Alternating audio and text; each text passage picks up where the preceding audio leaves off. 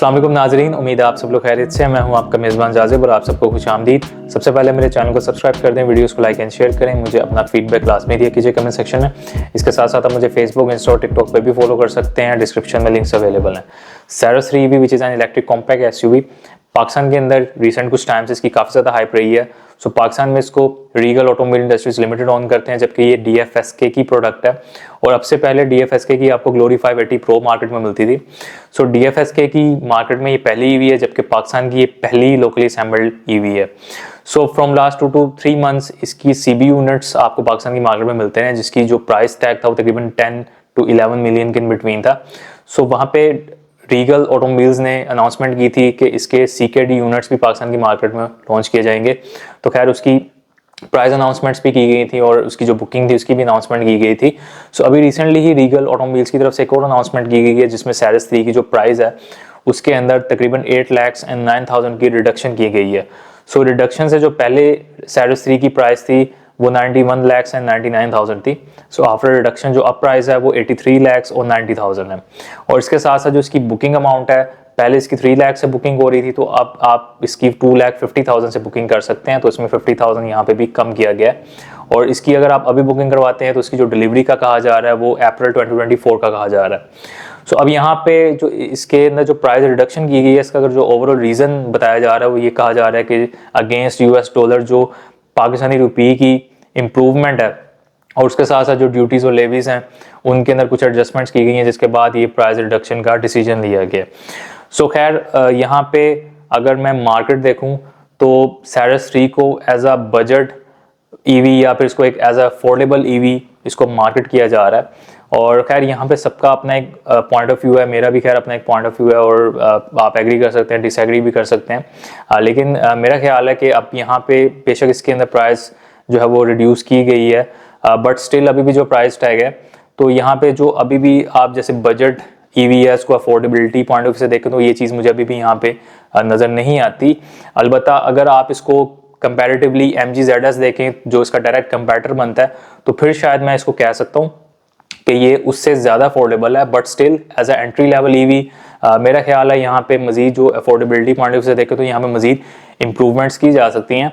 और यहाँ पे जो प्राइस रिड्यूस की गई है तो इसमें जो मेरा अपना एक ओपिनियन है, बेशक यहाँ पे कहा जा रहा है कि उसमें जो US डॉलर है उसकी वजह से और जो पाकिस्तान रुपये है उसकी इंप्रूवमेंट की वजह से या जो भी ड्यूटीज़ और लेवीज़ का कहा जा रहा है, बट यहाँ पे जो मुझे चीज़ नज़र आ रही है जिस वजह से इसकी प्राइस रिड्यूस की गई है, तो अभी आपको पता है कि रिसेंट कुछ टाइम से पाकिस्तान के अंदर जो ऑटोमोबाइल सेक्टर है उसके अंदर जो गाड़ियों की सेल्स है ऑलमोस्ट 0 पे आ चुकी हुई है।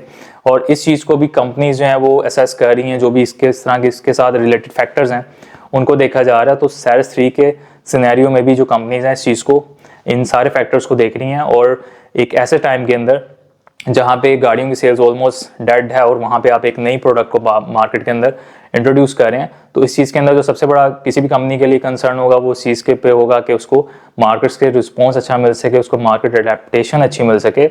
सो इस चीज़ को देखते हुए ही मेरा ख्याल है कि इसकी जो अभी प्राइस रिड्यूस की गई है उसका जो सबसे मेरे खैर अपना ओपिनियन है कि इसका जो सबसे बड़ा मेन एक फैक्टर है वो यही है कि रिसेंट एक तो टाइम में जो सेल्स बिल्कुल ज़ीरो हैं और उस चीज़ को देखते हुए और कस्टमर्स को ज़्यादा से ज़्यादा अट्रैक्ट करने के लिए इस प्राइस को रिड्यूस किया गया। हो सकता है यहाँ पे डॉलर वाला जो सिनेरियो है वो भी हो सकता है या जो भी लेविस ड्यूटीज़ वगैरह कहा जा रहा है वो भी हो सकता है, बट मेरे ख्याल में सबसे बड़ा जो एक मेन इसका जो रीज़न है वो यही बनता है।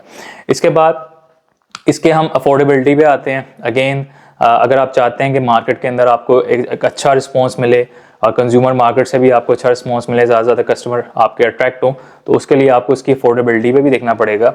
और यहाँ पे जैसे आपको पता है कि पाकिस्तान के अंदर बल्कि पूरी दुनिया के अंदर ही हर कोई जो है वो EVs के ऊपर ही शिफ्ट कर रहा है और पाकिस्तान के अंदर भी आहिस्ता आहिस्ता जितने भी बड़े बड़े इंस्टीट्यूशंस हैं, चाहे गवर्नमेंट इंस्टीट्यूशंस हैं, तो वो लोग भी अब सीरियस कंसर्न शो कर रहे हैं कि किसी ना किसी तरीके से अब यहाँ पाकिस्तान के अंदर भी EVs को प्रमोट किया जाए। बट उस चीज़ के अंदर भी जो हमारा पाकिस्तान का एक और बहुत बड़ा मसला है वो हमारे इन्वायरमेंटल इशूज़ भी हैं, तो उस चीज़ को भी देखा जा रहा है। बट स्टिल अभी भी अगर आप चाह रहे हैं कि यहाँ पे EVs को प्रमोट किया जाए पाकिस्तान के अंदर, तो उसके लिए अगेन मैं अपनी हर मेरे ख्याल से रिसेंट काफ़ी व्लॉग्स मैंने किए हैं EVs के ऊपर और मैं हर व्लॉग में ये कहता हूँ कि आपको प्रॉपर पॉलिसीज़ वगैरह, प्रॉपर इंफ्रास्ट्रक्चर रिक्वायर्ड है। लेकिन यहाँ पे इसके साथ साथ एक जो और बहुत बड़ा फैक्टर है वो अफोर्डेबिलिटी है। सो अगर आप चाहते हैं कि पाकिस्तान के अंदर EVs की जो मार्केट है वो ग्रो करे तो उसके अंदर आपको अफोर्डेबिलिटी के फैक्टर को भी देखना पड़ेगा। और यहाँ पे आप जो भी ईवीज़ यहाँ पे बेशक जितनी भी कंपनीज़ हैं वो अब चाहे आप सीक्रेट यूनिट्स ला रहे हैं या जैसे भी यहाँ पे आप असेंबल कर रहे हैं, बट स्टिल आपको उन प्रोडक्ट्स को, ईवीज़ की मार्केट को अगर आप चाहते हैं कि यहाँ पे ग्रो करे तो आप उनको ज़्यादा से ज़्यादा आपको कोशिश करनी पड़ेगी अफोर्डेबल बने।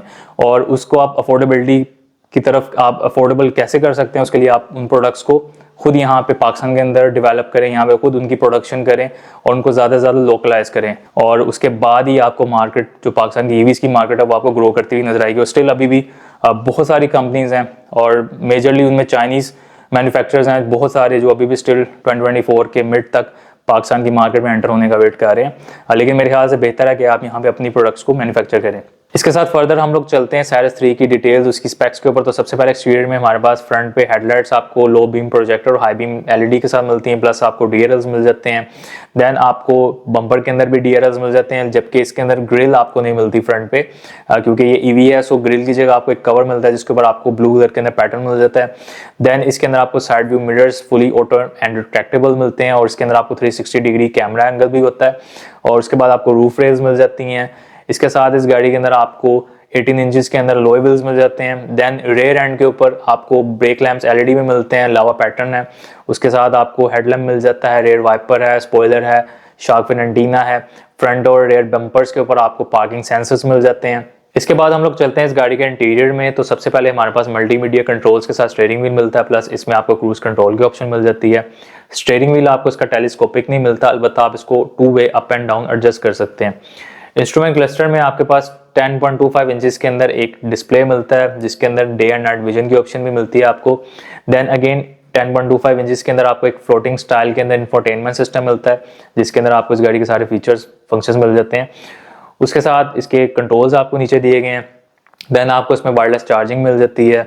उसके बाद आपको इसमें 3 ड्राइव मोड्स मिल जाते हैं जिसमें आपके पास कंफर्ट, इको, स्पोर्ट्स मोड है। इलेक्ट्रॉनिक पार्किंग ब्रेक दी गई है, ब्रेक होल्ड का आपको फंक्शन मिल जाता है। उसके बाद आपको एयर कंडीशन के कंट्रोल्स मिल जाते हैं और इस गाड़ी के अंदर आपको सिंगल जोन एयर कंडीशन मिलता है।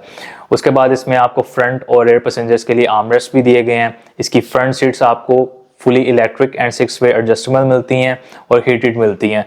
और इस गाड़ी की पूरा इंटीरियर जो है आपको लेदर ट्रिम में मिलता है। फिर इस गाड़ी के आपको रेयर पैसेंजर्स के लिए भी एयर वेंट्स दिए गए हैं। इस गाड़ी के अंदर आपको चारों विंडोज जो हैं वो फुली ऑटो सिंगल टैप मिलती हैं और इसके साथ आपको इस गाड़ी के अंदर पैनोरामिक रूफ भी दी गई है। इसके बाद इसके सेफ्टी फीचर्स देखें तो इसमें आपको 6 एयरबैग्स मिलते हैं, ट्रैक्शन कंट्रोल मिलता है, लेन डिपार्चर वार्निंग मिलती है, फॉरवर्ड कोलिजन वार्निंग मिलती है, एडएस मिलता है which is advance driver assistance system, tyre pressure management system मिलता है, टीपीएमएस, हिल स्टार्ट असिस्ट दिया गया, डाउन हिल असिस्ट दिया गया। अब हम इसकी परफॉर्मेंस देखें तो इट्स ईवी, तो इसमें जो मोटर पावर आउटपुट जनरेट करती है विच इज 120 किलोवाट, जो कि तकरीबन 161 एचपी बनती है और 300 Nm ऑफ टॉर्क जनरेट करती है। इसके साथ इसमें 53.61 किलोवाट आवर कैपेसिटी के साथ एक टर्नरी लिथियम बैटरी पैक दिया गया है। और इसकी अगर हम चार्जिंग टाइम पे आएँ तो आप इसको अगर घर पे चार्ज करते हैं तो ये ओवरनाइट 6 to 8 आवर्स के अंदर चार्ज होगा। और अगर आप इसको कमर्शियली चार्ज करते हैं तो ये 20% से 80% तक 30 to 35 मिनट्स के अंदर चार्ज होगा।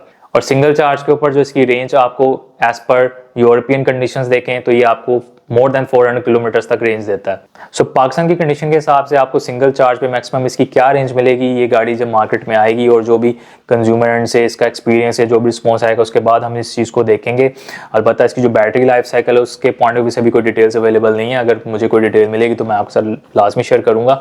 सो ये आज का मेरा एक व्लॉग था और अगर तो आपको व्लॉग पसंद आया हो, वीडियो पसंद आई हो तो उसे लाइक एंड शेयर कर दीजिएगा और इस तरह की मज़ीद इन्फॉर्मेटिव वीडियोज़ के लिए मेरे चैनल को सब्सक्राइब कीजिए और अपना फीडबैक लाजमी दिया कीजिए कमेंट सेक्शन में। So that's all for today, इंशाल्लाह will see you in the next video. Till then take care, अल्लाह हाफिज़।